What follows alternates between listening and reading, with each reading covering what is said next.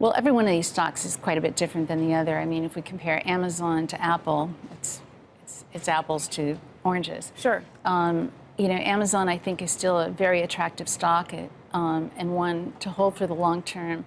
They have enormous growth in their cloud business, growth in other areas as well, and I think they're a constant innovator. Facebook is another story. I mean, Facebook has trust issues. We've talked about that in the past. They have saturation. They have revenue per user issues. And they can't seem to come up with an encore, either to their trust issues or to products themselves. They have enormous technical strength.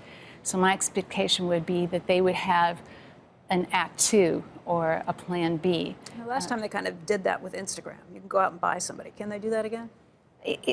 It's pretty hard for consumer software companies that are direct to the consumer to go buy things. It's not as easy as it has been for the enterprise software companies. That's where all the positive action has been in the enterprise. The demand for enterprise software looks extremely strong going into 2019. We're seeing a lot of movement there with M&A, not just existing software companies, but in the private equity space. And also, we go from board meeting to board meeting on these enterprise software companies that are private, and we're seeing very strong year ends, very strong projections into next year, strong consumer demand. It gets fuzzier if you're in the consumer market.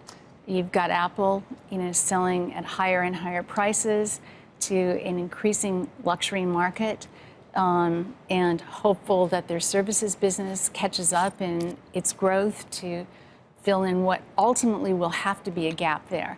But I think that direct-to-consumer is always the first sector in technology that gets whacked whenever there are any risk issues, and there are plenty of those. How many of the issues that Facebook is dealing with that you just kind of rattled off are issues that Google also faces, or does it have its own unique situation?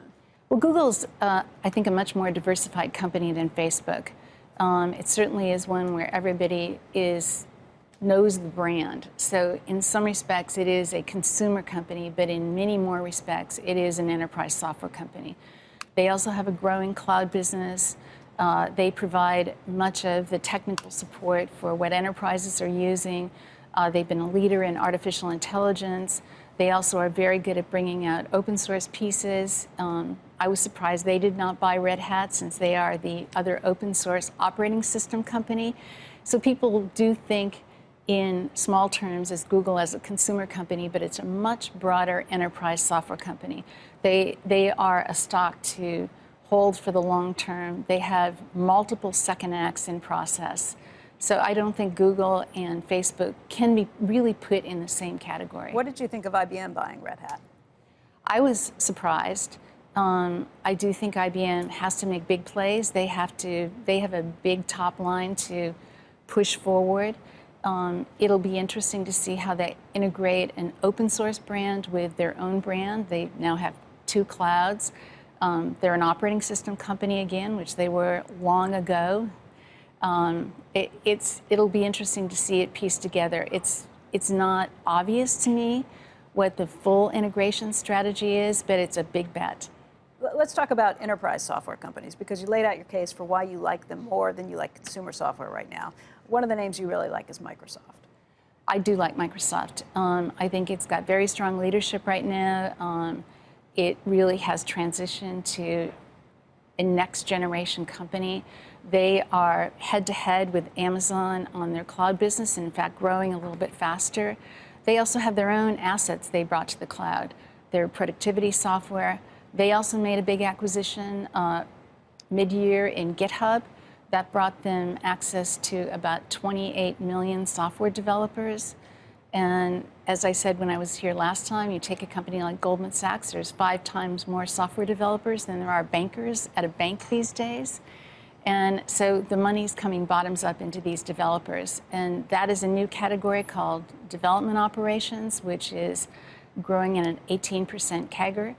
And they have opened a brand new market to themselves with GitHub that they've been in a small way. If you had one more stock very quickly that you like, which would it be? I think it would be Salesforce.